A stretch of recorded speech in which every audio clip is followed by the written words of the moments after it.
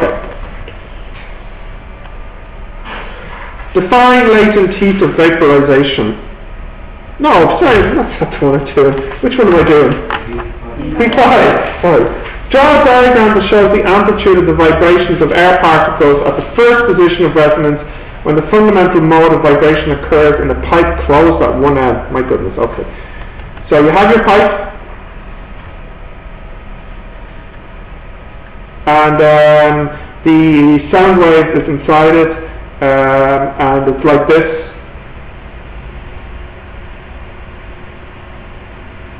I hope I drew this right. Ugly.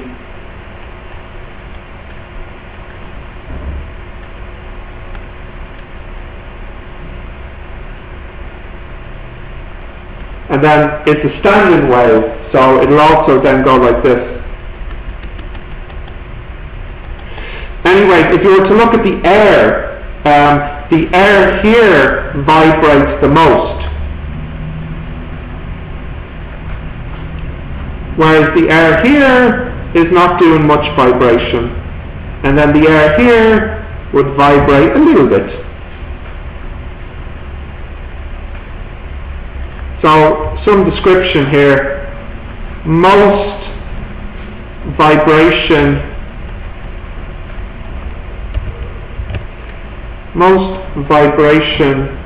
at antinode. Least vibration at node. Standing wave. And then this is our pipe. Oh look, I'm doing the second part as well. Okay, part 3. In an experiment to measure the speed of sound, a frequency of 512 Hz was used.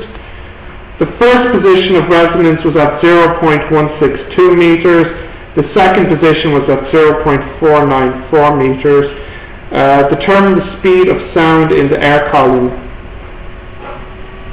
Determine the end correction of the air column.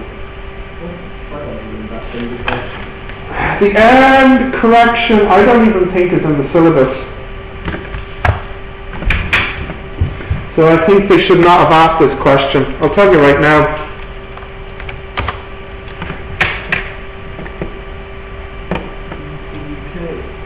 Yes. I'm just getting the syllabus. Huh? Don't confuse me now. I need to try and remember the password. No, you know what? Actually, no, that's silly. That's absolutely silly because I have the syllabus on my laptop. Anyways, can you get the formula book? I don't think any of these formulas are in it, but do you remember for the sound one, we have to do a divide by 4.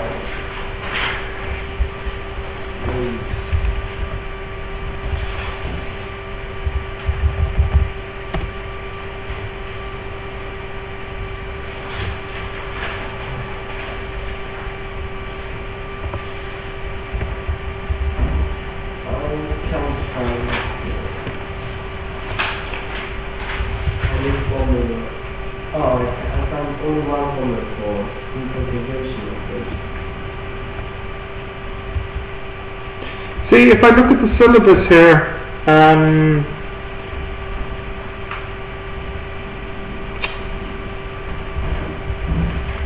doesn't mention anything about in the experiment the error correction. And in fact, in past exams, they have not asked for this. So I don't think it's fair because it's not on the syllabus, but that's okay. I'll give you the formula now. It's not in the formula book as well. So, I'll show you it right here.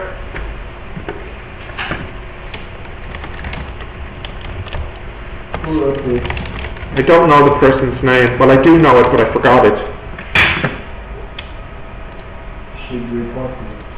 Indeed. Error correction formula.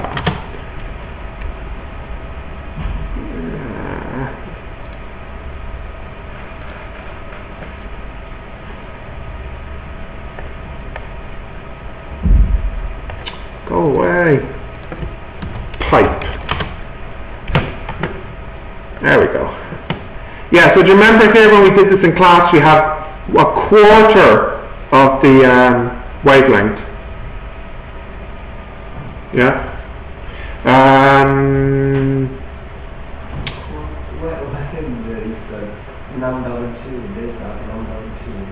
Lambda over 2 here? Oh, well, I'll get to that in a minute, but let me just find the corrections here. Yeah, here, correction. Length plus distance, d.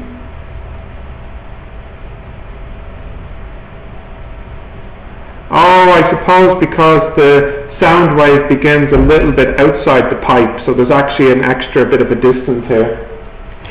Anyway, if we go back, getting distracted.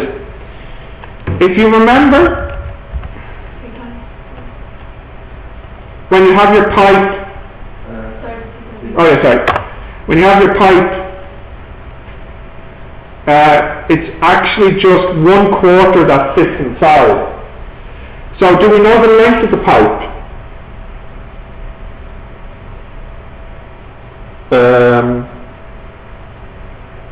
We don't, but we know the frequency, and we know the position of resonance occurs on the length of the air. Oh no, we do.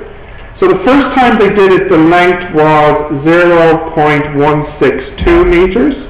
So that means the lambda is 4 times this length, because remember, only 1/4 fits inside. So if I do 0.162 times 4, I get 0.648 meters. Now, they want the speed. Do you remember the formula for speed? Velocity equals, the one for the waves, it's F lambda. Do you know the F? We know the F. We know it, it's 512. So after multiply 512, and you get 332 meters per second. And if you remember, that is actually the speed of sound. It's about 330. So we know we did this right. Now, to do the error correction though,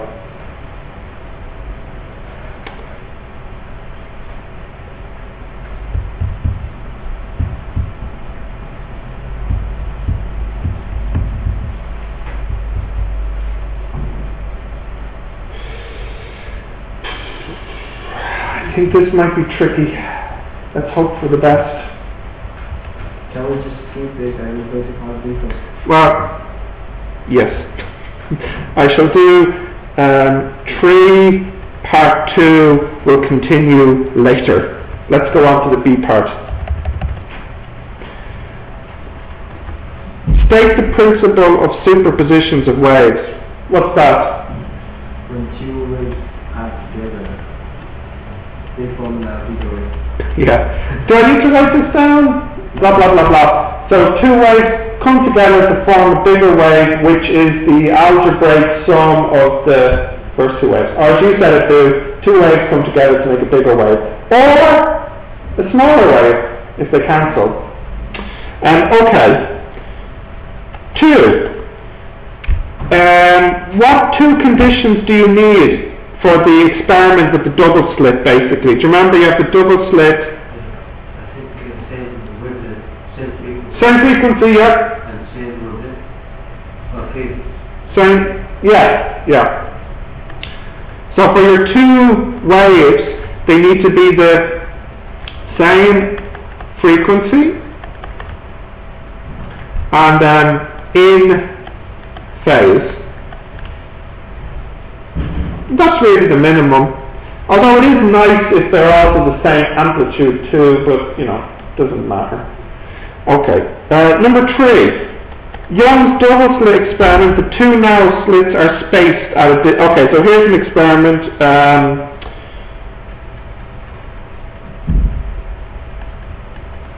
So the distance between the slits is the small d. That's 0.75 millimeters. The wavelength is 628.3 nanometers. And then they would like to know the distance where the, oh, and this is 1.65 meters. And they want to know the distance this fourth dot is from the center. So what formula do we use here? There's two you can use. Which one? You can use numbers over here. You could use that one, or you could use the Latin sign one, yeah. I will use the sign one. Why not? And why not? And lambda equals d. Or do you want to use the other one? No, and then you can see if it's the same. Sine theta. Okay, what's the n here? 4. The lambda is 628.3. Well, actually, let me just rearrange it. What am I looking for, really? Sorry, do you know theta? No, I can get the... I want the theta. Yeah, so I can get theta is sine inverse n lambda over d. Okay. Right. Call out the numbers. N is 4. What's the lambda? 628 nano? Minus 9. And then the small d? 0.75. Okay. And I'll do it in degrees. And the angle is quite small. It's only 0.192 degrees. So if I draw my triangle, it looks like this. This is 1.65, this is what we want, and this is the distance here, 0.192. So what should I use? Tan, I think. Yeah, because I can say tan 0.192 equals x over 1.65. So then x equals tan, my answer, times 1.65. What answer did you get to? I didn't do this first. No, the way you did it, I didn't do it, alright.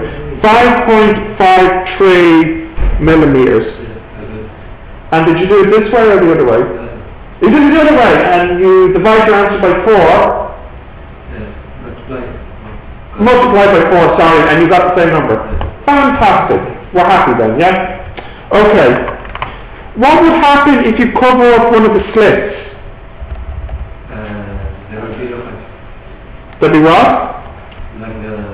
There will be no fringe, but just the way it is, so there will be just one beam of light. There you go. Just one beam of light, no fringe pattern. No fringe pattern. And you can't remember this from the video I showed you. Just one dot on the screen.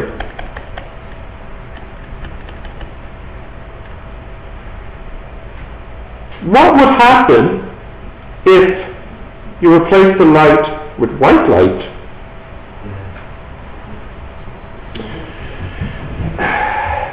What would happen if you think about white light as, yeah, you get this, white light is red, orange, yellow, green, blue, indigo, and violet all put together. So when the frequency is different, you know that the angle is different. In other words, you'll still get dots on the screen. Black and white, black and white. No, each dot will look like a little rainbow. Okay?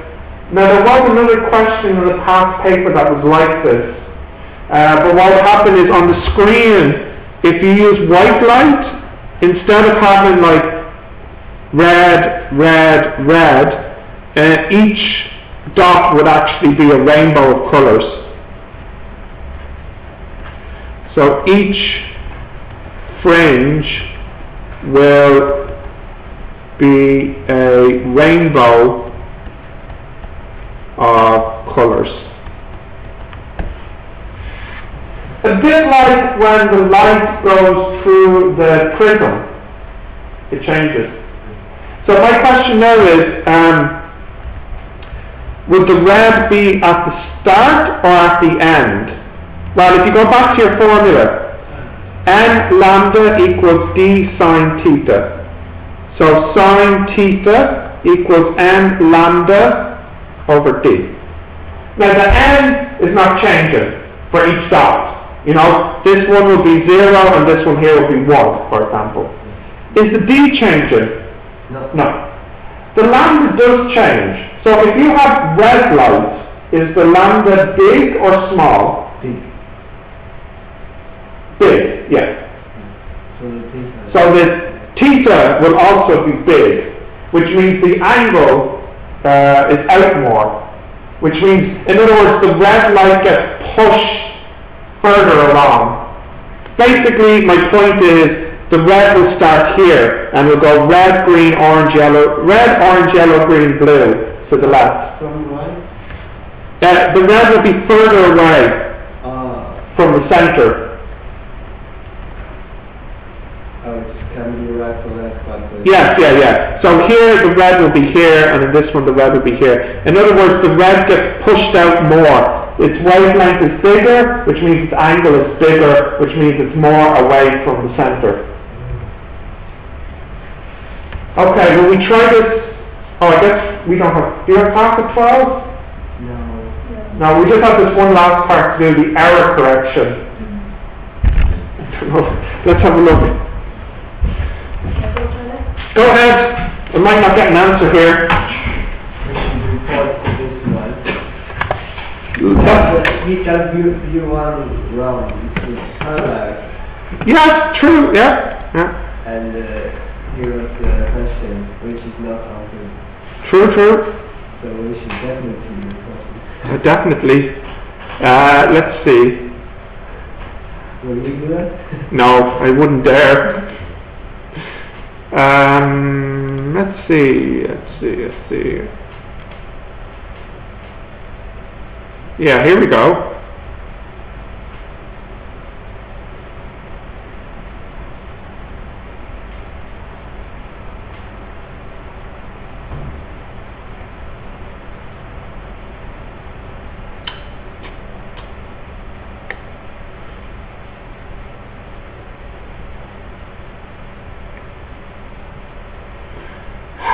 I not know.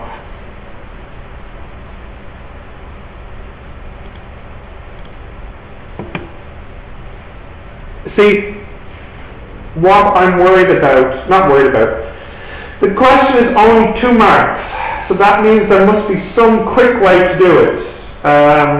The way I want to do it will be too long.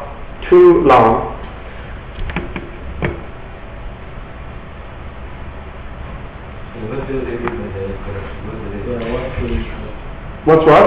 Any correction. Yeah, you see what's happening here is, when you look, remember I said, how big is this wave? This here will be how much? Lambda over 4. But in fact, the wave doesn't really start until here, where the tuning fork is. You know, so if the pipe, let's say the pipe's distance is L, we said that lambda equals 4 multiply L. But that's not really true because there's a little bit of an error here because the fork that makes the sound is not, it's not touching the pipe. You have to hold it, over the pipe. And this is what's causing the small error. We need to find the error. We need to find how much of an error. Now, he gives us the second position. yeah, they give the second position of resonance. Maybe I should be focusing on this. So the first situation looks like this.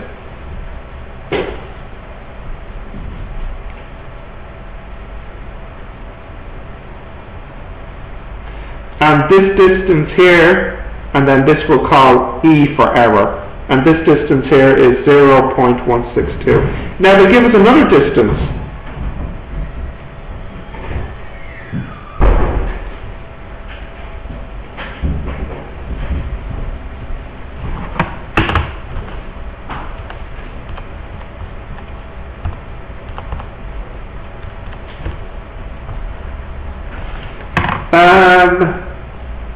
Let me zoom out.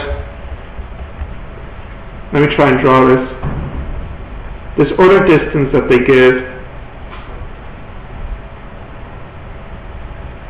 is 0.494.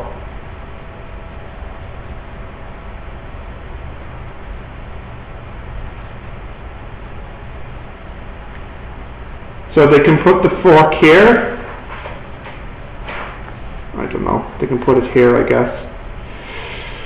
Oh, I have an idea. Yeah. We can divide. That's what I did, yeah. So if you divide them, 0.494 divided by 0.162, it's roughly equal to 3, but it's not quite equal to 3. That's not right. Oh, it's not? Well, let me just think about this way.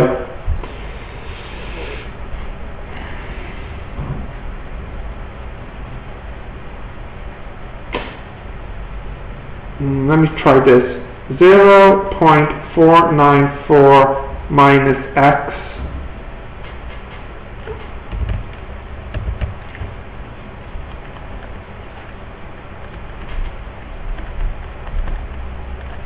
I do not know if this will work, but if I get a very small answer, it will do.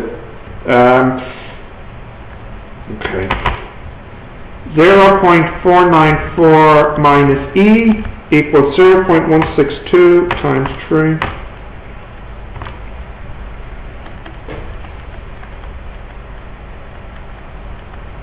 Looks right.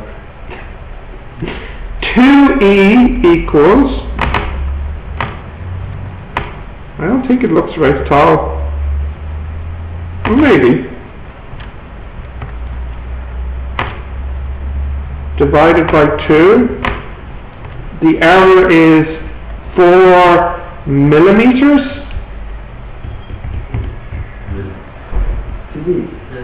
Doesn't seem bad, does it? Now let me explain my logic and what I did here. This wave and this wave, they both make the, yeah? Oh yeah, sorry. The wave on the top and the wave on the bottom, they both make the pipe shape, which makes me think that the wave at the bottom must be a multiple of the wave at the top. You know, this, remember resonance. So you could have one wave, or then you could have two waves. They must be multiples. Now, when I did 0.464 divided by 0.162, they didn't divide nicely. It was like 3.05. So I thought, okay, if I minus a small error from each of these and make them equal to 3, because this is the closest number, then I can see how much maybe of an error there is. And I got 4 millimeters. Now, I don't know. I don't even know if that's right. 2 is first, so 1 is 2. What's that? So just E is 2. Just E? Oh, sorry. I think I forgot to cancel out my 2. So, E actually is forming. Yeah. Now, if you wait just 1 minute, I'll try and find the answer. Let's see what I can get.